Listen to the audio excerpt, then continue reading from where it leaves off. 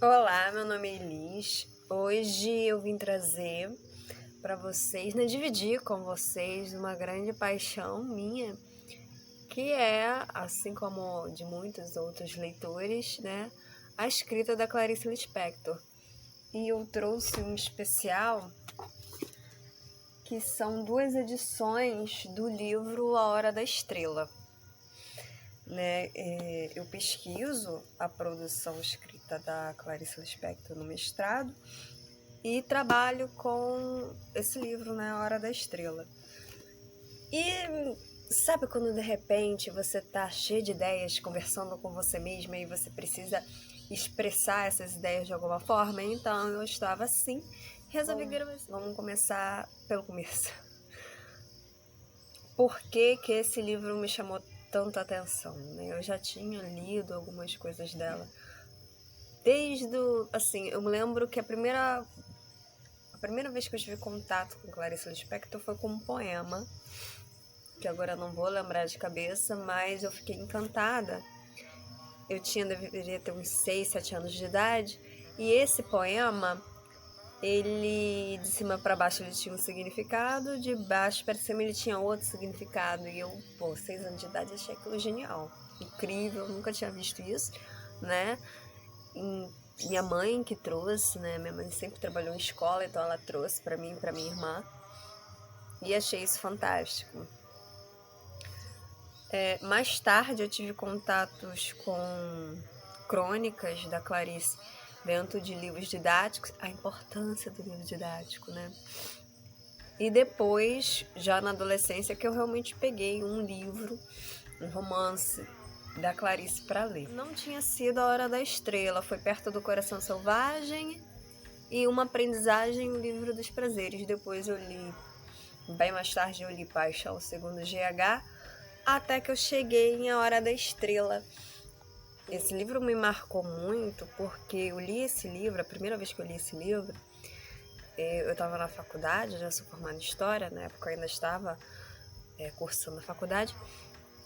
Agora, né, no mestrado, resolvi pesquisar. Eu me formei em História, mas meu mestrado é em Literatura. E resolvi pesquisar Clarice Lispector usando ela como o corpus de pesquisa. Pois bem, o meu objeto de pesquisa. E o que eu acho interessante nesse livro é nada do que de costume, ela tá bem sem paciência e cansada, né, das críticas, dos questionamentos, e ela começa a ser irônica. O narrador dessa história é um escritor homem, e esse narrador, que na verdade tem muito da Clarice, né, mas esse narrador, ele fala que jamais uma mulher poderia escrever o que eu vou escrever porque mulheres só escrevem piegas. E daí você pega a ironia da Clarice, porque ela já foi muito criticada como escrita feminina demais, como se mulheres não pudessem escrever com profundidade, sofisticação, né? E até mesmo com simplicidade, porque sim, há sofisticação na simplicidade. Bem cansada já. Esse é o último livro, né, que ela publicou em vida. Ela publicou esse livro em 1977, logo após ela morreu. Então aqui é uma soma de cansaços, né? O cansaço da vida, é o cansaço do corpo, é o cansaço da mente, é o olhar dela para a sociedade, que também já é um pouco pessimista. Apesar de que eu sempre achei a Clarice esperançosa, mas eu acho que nesse livro ela tá um pouquinho pessimista. Não vou contar o final, apesar de que eu acho que a maioria das pessoas já sabe, mas eu não vou contar o final. Mas eu acho que o final denuncia esse pessimismo, de certa forma. Eu não acho nem que seja um pessimismo tipo, a vida é assim e sempre será assim, mas é mais uma questão de denúncia social, né? Vamos lá. A personagem principal desse livro é a Macabeia. E o escritor narrador, que é o Rodrigo S.M., ele vai narrar a história da Macabeia e ele vai narrar como que ele chegou nessa história, como que ele está construindo e como que é para ele construir essa história. Então, a história do romance e também a metalinguagem da construção dessa história, né, desse romance. É interessante porque a Clarice sempre foi taxada por escrever demais sobre ela mesma e não sobre o social.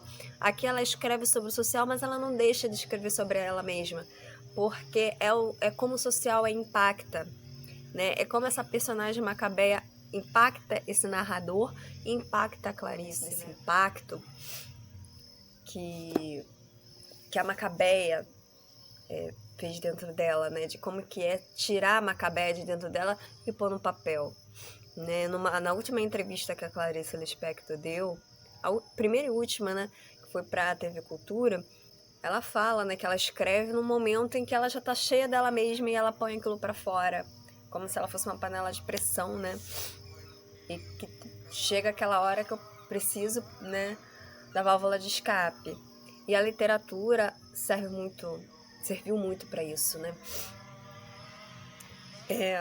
Não só da Clarice, em outros romances, mas nesse principalmente, que o eu também é social. Quando você fala de você mesmo, você também está falando do social, de onde você veio, das suas influências culturais, socioeconômicas e da forma e como que você se encaixa nesse meio, como você se vê nesse meio. E o narrador, ele discute sobre isso, como que ele, como escritor, ele é visto pelo meio social, né? E como a Macabeia vê. Também há a questão de personas, né? Uma coisa é você refletindo sobre você. Outra coisa é o outro refletindo sobre você. E uma terceira coisa é sobre como você reflete sobre o outro que pensa de você. Né? Como isso te impacta, como que o olhar do outro sobre você te impacta. E pode até ajudar, digamos assim, na construção da sua própria imagem, né? De como você se vê, de certa forma. E, bom, essa personagem principal, a Macabela, é uma mulher nordestina, na cidade do Rio de Janeiro, que é uma cidade feita contra ela, né? Indo contra ela, isso que está escrito no livro, a cidade é contra ela. Porque e é interessante pensar nesse corpo. É interessante pensar no corpo da cidade do Rio de Janeiro, que a cidade, né, é um corpo e a cidade sente dor, a cidade também sente prazer, e a cidade, o corpo da cidade reflete a mente do social, do povo que habita essa cidade. Então, o que é considerado clandestino, o que é considerado inferior, vai ser colocado naquela localização geográfica da cidade que é considerada inferior, que reflete o pensamento social. Então, social, físico, geográfico, tudo junto, né? É uma coisa só, é um corpo só. É um corpo fragmentado também, né? Se a gente for parar para pensar. Até porque se a gente usar a analogia do corpo, nós, por exemplo, somos um corpo, mas nós também temos várias facetas. Nós também temos partes que não gostamos de nós. E muitas dessas partes que não gostamos de nós é um reflexo de uma filosofia, de um pensamento social. Se você não gosta do seu cabelo, da sua cor de pele, ou se você se sente mal com o seu peso, ou falta ou excesso, isso tem a ver com uma filosofia social. E a cidade como um corpo, ela vai amar, idolatrar e ela vai renegar o que dentro da filosofia dessa sociedade é considerado inferior ou superior, né? Isso é o estigma. E a Macabeia, ela já tem seu destino traçado antes mesmo dela se ter conta disso, porque ela não reflete sobre si, né? Isso tá no livro, ela não reflete sobre si. Então ela não tem muita consciência do próprio futuro, tanto que ela vai numa cartomante, né? Ela também não lê muito bem, apesar dela ser datilógrafa, ela não lê muito bem.